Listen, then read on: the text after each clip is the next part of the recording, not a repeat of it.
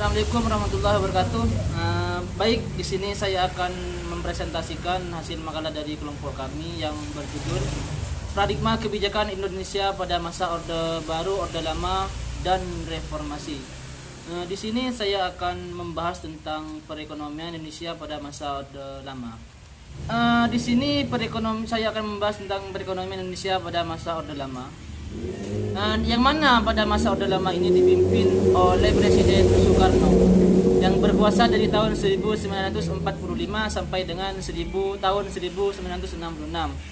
Pada masa Orde ini, pemimpin Indonesia dibagi menjadi 3, sehingga kebijakan ekonomi yang diambil pun berbeda-beda. Di antaranya itu ada tiga bagian. Yang pertama itu pasca kemerdekaan, yaitu terjadi pada tahun 1945 sampai dengan 1950.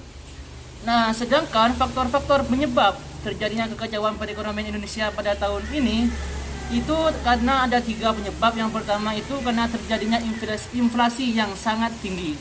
Dan yang kedua itu adanya blokade Indonesia dari Belanda. Nah, dengan adanya blokade ini maka menyebabkan itu yang pertama barang-barang ekspor Republik Indonesia terlambat terkirim. Yang kedua itu barang-barang dagangan milik Indonesia tidak dapat diekspor. Bahkan banyak barang-barang ekspor Indonesia yang di bumi itu hangus atau tidak terjadi.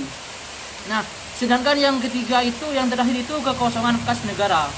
Nah, kas negara itu mengalami kekosongan karena pajak dan biaya masuk lainnya belum ada, sementara pengeluaran negara semakin bertambah. Yang kedua itu pada masa liberal, yang mana pada masa ini terjadi tahun 1950 sampai dengan tahun 1957.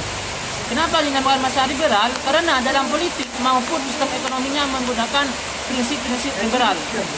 Perekonomian diserahkan pada pasar sesuai teori-teori mazhab klasik yang menyatakan laissez-faire, padahal penguasa pribumi masih lemah dan belum bisa bersaing dengan perusahaan non-pribumi, terutama penguasa Cina. Sedangkan yang ketiga itu atau yang terakhir itu pada masa demokrasi terpimpin, yaitu pada masa ini terjadi dari tahun 1959 sampai dengan tahun 1967. Sebagai akibat dari dekret presiden pada tanggal 5 Juli tahun 1959, maka Indonesia menjalankan sistem demokrasi terpimpin dan terstruktur. Dengan adanya sistem ini diharapkan akan membawa kemakmuran bersama dan persamaan dalam sosial, politik, dan ekonomi. Akan tetapi kebijakan ekonomi yang diambil pemerintah di masa ini belum mampu memperbaiki keadaan ekonomi Indonesia.